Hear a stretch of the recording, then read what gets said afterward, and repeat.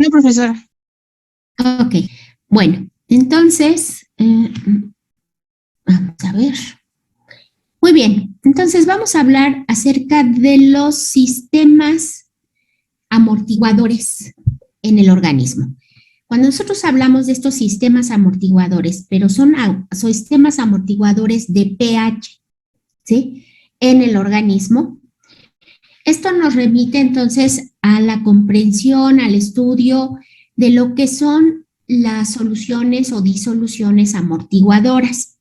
Estas disoluciones amortiguadoras también suele llamársele disoluciones tampón o buffer. Y bueno, pues estas disoluciones amortiguadoras son mezclas que están constituidas por un ácido débil y su base conjugada. Eso ahorita lo vamos a ver. Pero de entrada, una disolución amortiguadora de pH es aquella mezcla de sustancias que son capaces de resistir los cambios de pH que se dan en el medio y que, bueno, gracias a que existen estos sistemas tampón o buffer, se pueden amortiguar cambios de pH que ocurran en un medio determinado.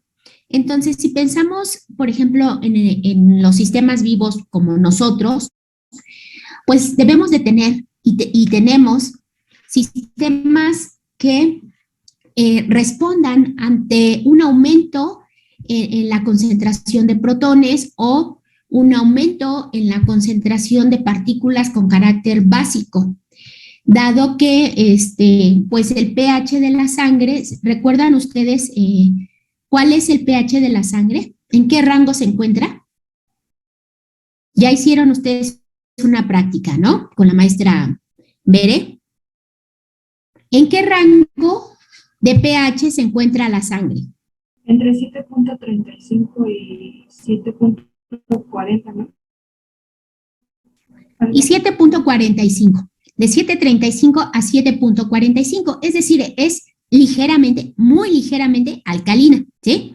Entonces, en ese rango, pues nosotros funcionamos, ¿verdad? La sangre se encuentra en condiciones para desarrollar sus funciones y, bueno, entonces ahí pues no tenemos ningún riesgo, ¿verdad? Pero a veces por la ingesta de determinadas sustancias, algunos daños ya que traemos, daños metabólicos, provoca que ese rango de pH se modifique. Entonces, se puede incrementar la concentración de protones por alguna situación o la concentración de partículas con características alcalinas y también esto promover pues ya sea el aumento en el pH o la disminución. Y bueno, pues nosotros no nos podemos dar el lujo de los cambios en el pH. Y entonces es cuando actúan los sistemas amortiguadores, que vamos a ver que son 3 sistemas, ¿sí?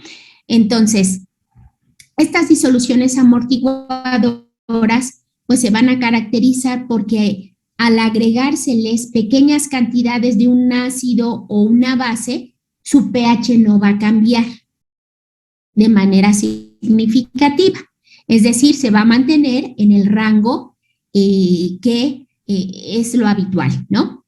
Entonces, una disolución amortiguadora, como ya lo mencioné, tiene un pH determinado y se va a formar por una mezcla de un ácido débil y su base conjugada, o bien una mezcla de una base débil y su ácido conjugado.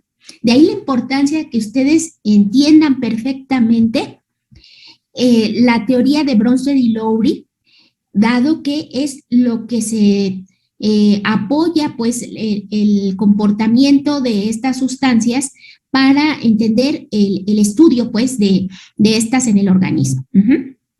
Entonces, en el organismo nosotros vamos a tener pues 3 sistemas reguladores del pH. Uno es el sistema de los fosfatos, otro es el sistema del ácido carbónico o bicarbonato, y el tercer sistema es el sistema de las proteínas, en donde la hemoglobina, que es la proteína que se encuentra dentro de los eritrocitos y que se encarga propiamente de fijar al oxígeno, y el oxígeno, pues de esta manera pueda llegar a todos los rincones del organismo a través del torrente sanguíneo. Entonces aquí la hemoglobina va a jugar un papel importante también en el mantenimiento del equilibrio ácido-base en el cuerpo. Entonces, no sé si hasta este momento haya alguna pregunta. Tenemos que las soluciones buffer o soluciones amortiguadoras, como ya se dijo, entonces van a ser una mezcla de sustancias que están formadas por un ácido débil y su base conjugada, o bien una base débil y su ácido conjugado, una mezcla de estos. Entonces, ¿cómo funcionan estas sustancias buffer? Por ejemplo, nosotros podemos tener, por ejemplo, ácido acético o ácido etanoico, que en presencia de agua se va a ionizar. Como ya sabemos, como ya vimos y lo hemos estado repitiendo en varias ocasiones, entonces libera a su protón. Este es el protón que se va a disociar. Entonces, ¿qué se va a formar? Se va a formar ion acetato y ion hidronio. Entonces, aquí vemos la presencia de un ácido débil y su base conjugada.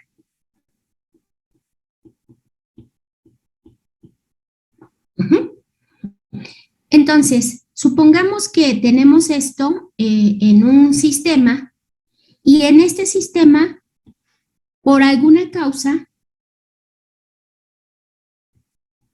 se adicionan protones.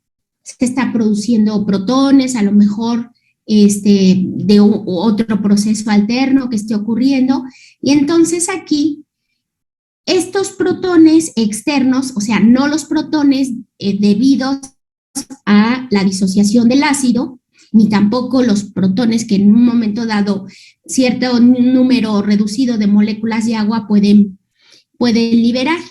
Entonces, estos protones vienen de otra fuente. Entonces, estos van a reaccionar justamente con la base conjugada, ¿sí? Entonces, estos van a ser van a ser detectados por la base conjugada.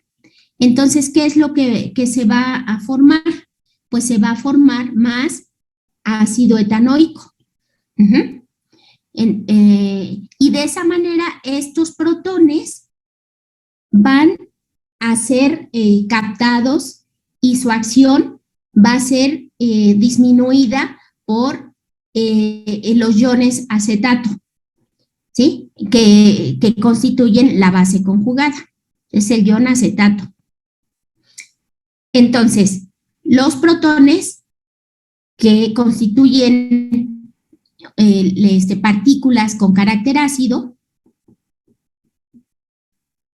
serán inactivados por la base conjugada, ¿de acuerdo? Y de esa manera, entonces estos protones no van a modificar el pH del medio, sino que la base conjugada va a estar contribuyendo a justamente a captar estos y pues disminuir el efecto que puedan causar en cuanto al pH. Entonces, de esa manera se logra amortiguar o tamponar el efecto causado por estos protones.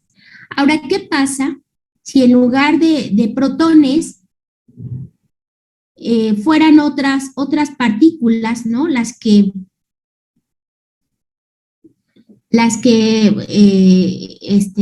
estuvieran aquí participando. Supongamos ahora que de manera externa se adicionan grupos oxidrilo, ¿sí? Que pueden provenir, no sé, de una base fuerte como el hidróxido de sodio o de una base débil como el hidróxido de aluminio. El hecho es que hay partículas con carácter básico en el medio, ¿verdad?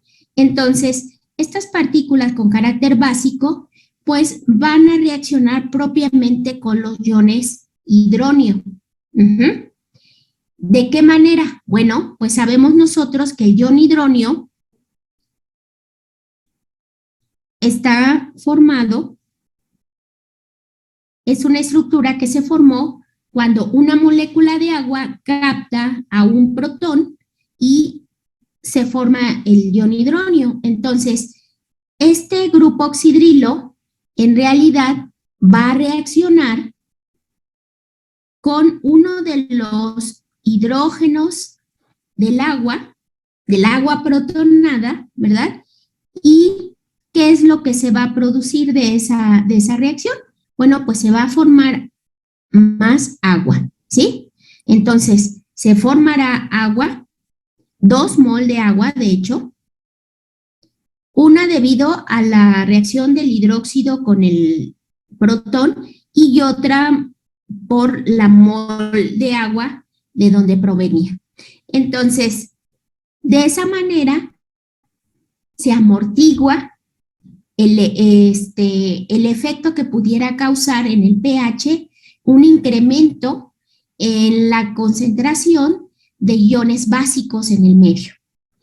Entonces, la presencia de un ácido débil y su base conjugada van a promover un proceso de amortiguamiento del pH. Y es así como este proceso se va a dar y, en consecuencia, el cambio en el pH no se va a dar de manera significativa, ¿sí? Todo va a depender de la concentración, obviamente, de ácido o base que se adicione, pero la función de aquí de la solución amortiguadora es justamente soportar esa cantidad de partículas, ya sea de carácter ácido o carácter básico, reaccionar con ellas y de esta manera neutralizarlas y, por lo tanto, inhibir el efecto que pudieran causar en el pH.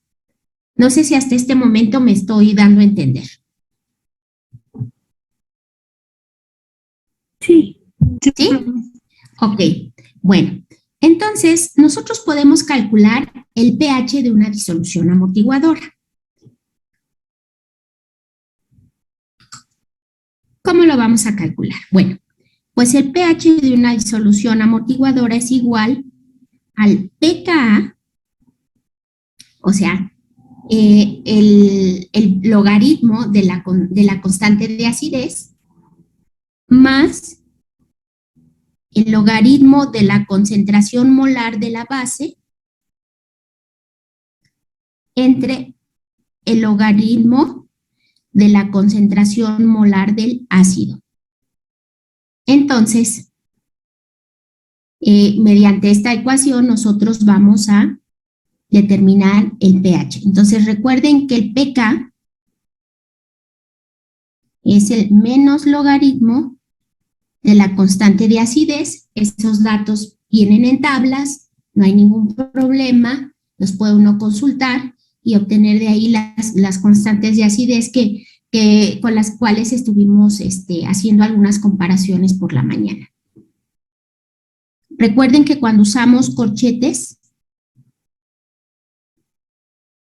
esto me está diciendo que me estoy refiriendo a la concentración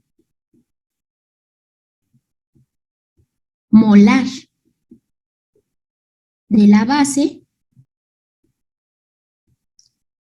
y la concentración molar del ácido. Entonces, bueno, con esto, pues nosotros podemos calcular el pH de una solución amortiguadora. Entonces, a ver, anótenle, por favor, voy a ir explicando con un ejemplo, con un ejercicio que vamos a ir resolviendo. Entonces, una solución se preparó,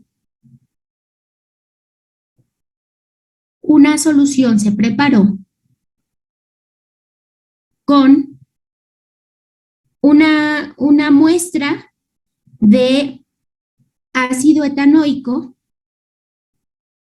con una concentración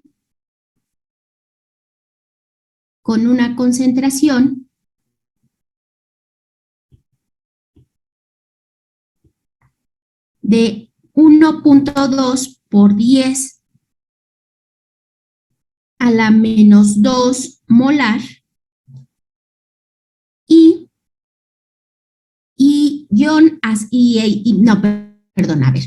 acetato de sodio con una concentración 0.25 molar. ¿Cuál es el pH de la disolución? La pregunta es, ¿cuál es el pH de la disolución? Entonces, vean, ¿qué es lo que tenemos aquí? Que pues tenemos en un recipiente una disolución que está formada por ácido etanoico y por acetato de sodio. Un éster inorgánico y un ácido orgánico. Entonces, en un recipiente los colocaron y lo que se formó pues fue una disolución amortiguadora. Entonces, aquí tenemos un tampón, ¿no? O solución amortiguadora. O solución buffer. Entonces, primero queremos saber cuál es el pH de esta disolución. ¿Ok? Entonces, bueno, sabemos quién es el ácido. El ácido es el ácido etanoico y sabemos que la base, ¿sí? Porque es una mezcla del ácido y su base conjugada. Entonces, la base conjugada, pues es el ion acetato, ya lo vimos. Entonces, en el medio voy a tener ácido acético y acetato de sodio. El acetato el ion acetato es el que va a funcionar como la base conjugada. Y el ion sodio, pues está ahí nada más como un ion espectador. Él no va a participar en el proceso. Bueno, entonces, ¿cómo puedo calcular el pH? Pues necesito conocer el valor de pK. ¿Sí? Y el valor de pK yo lo obtengo a partir del conocimiento de la Ka del ácido etanoico. Y entonces aquí estoy viendo que el valor de Ka es de 1.75 por 10 a la menos 5. Este es el valor de Ka. Entonces, bueno, pues simplemente saco el pK, recordando que el pK es igual al logaritmo de K, que es 1.75 por 10 a la menos 5. 4.75. 4, ¿qué? ¿77? 75. Ah, gracias. 4.75 es el valor de pK. Bueno, entonces, bueno, simplemente sustituimos ya en la ecuación y tenemos que el pH es igual al pK, que es 4.75, más el logaritmo de la concentración molar de la base, que es 0.25, entre el del ácido, que es 1.2 por 10 a la menos 2. Hagan el cociente de 0.25 entre 1.2 por 10 a la menos 2 y ese cociente le sacan el logaritmo o aplican leyes de los logaritmos, como ustedes gusten. A mí me salió 6.06. Ok, ¿cuánto te dio el cociente, el logaritmo de 0.25 entre 1.2 por 10 a la menos 2? Da 20.83. Ok, 20.83 y a ese le sacan el logaritmo. ¿Cuánto les dio? Les da el logaritmo de 1.3186. ¿Están de acuerdo? Sí. Ok. Luego entonces, pH, nada más le sumamos el 4.75. Digo, ahorita lo estamos desarrollando así todo para que, pues si alguien se nos despista por ahí en el camino, pues pueda posteriormente repasar esto. Más 4.75. Y nos da 6.068. Así es, ¿no? Como decía su compañero. Entonces, el pH de esta disolución amortiguadora, que está constituida por dos sustancias, porque es una mezcla, ¿no? Es una mezcla de dos solutos. Un soluto que es el ácido etanoico y otro que es su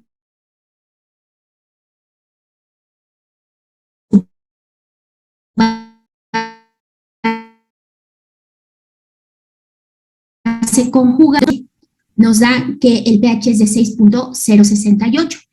Es decir, que si nosotros le adicionáramos un ácido, unas gotas de ácido, entonces los protones de ese ácido van a ser captados por la parte básica de la disolución y el resultado es que no va a haber un cambio importante o tal vez no haya ningún cambio en el pH de la disolución.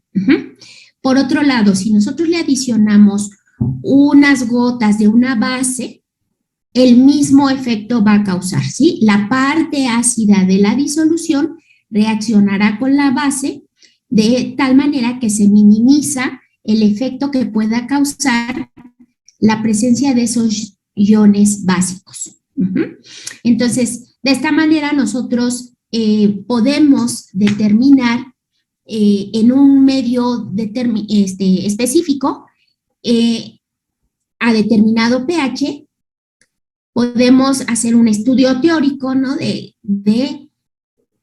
cuánto va a soportar la solución amortiguadora el cambio de pH, ¿no? Que pudiera darse en esta.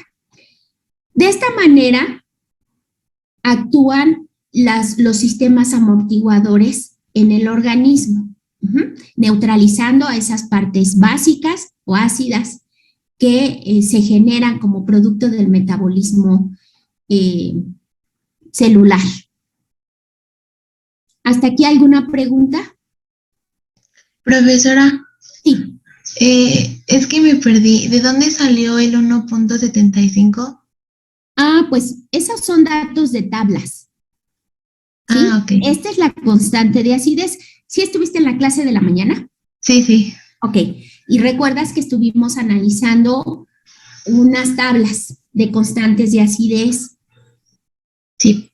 Para en función del valor de la constante, poder saber entre varios ácidos cuáles, de varios ácidos débiles, cuál era más débil o cuál era más fuerte. Y lo mismo con las bases. pues sale de ahí, ¿no? Esos son datos experimentales, esos ya se encuentran en la literatura y pues lo único que hice fue tomar para el ácido etanoico, que es el ácido débil que se está aquí involucrando en este ejercicio, entonces tome la constante de acidez, la Ka, ese es un dato de tablas. Ok, gracias. Sí. ¿Alguna otra pregunta? Profesora, es que en la operación que hicieron me dio un valor diferente. No sé si estoy haciendo algo mal, porque Ajá. el logaritmo me salió menos 2,68 y ya, bueno, haciendo la operación del logaritmo me da 2,08 por 10 a la menos 3. A ver, mira, yo lo hice y lo que hice fue primero dividir 0.25 entre 1.2 exponente a la menos 2. Esta operación me dio de 20.8333. Por eso lo anoté, que es esta. Luego a ese le sacamos el logaritmo. Entonces el logaritmo de 20.83 nos da de 1.3187, que es el valor que anoté acá. A ese le sumas el valor de PK, que ya lo habíamos obtenido. ¿Cómo lo obtuvimos? Sacando el logaritmo acá. Y entonces ya toda esa suma nos da 6.068.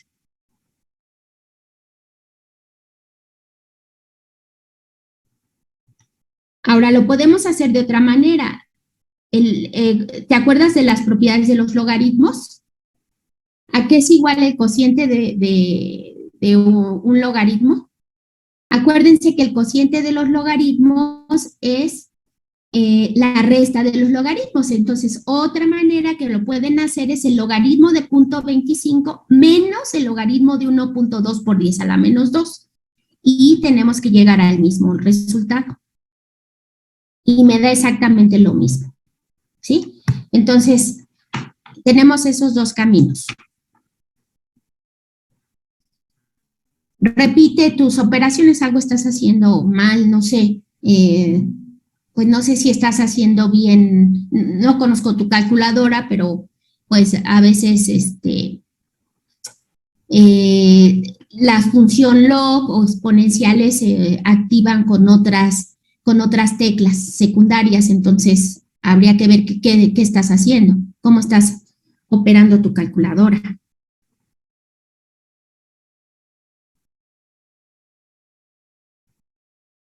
¿Ya lo corroboraste? Sí, era un problema de mi calculadora.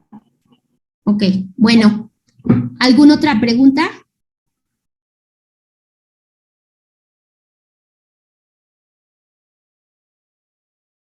¿No? No, profesora. Bueno, les dejo un ejercicio de tarea, lo revisamos el jueves, ¿no? Y, a ver, anótenle por favor. ¿Cuál es el pH? ¿Cuál es el pH de una disolución que se formó? Que se formó con ácido cianhídrico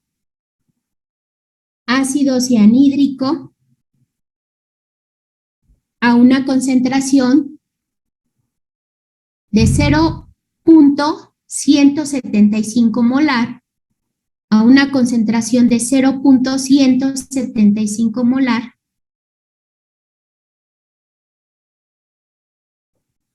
¿De una concentración qué muestra?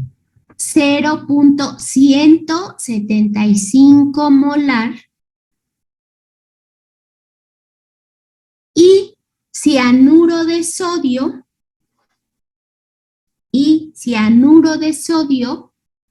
a una concentración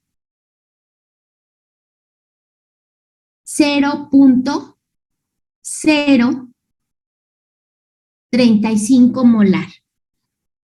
0.035 molar. Entonces ustedes indagan, por favor, el valor de la constante del ácido porque lo van a ocupar, ¿no?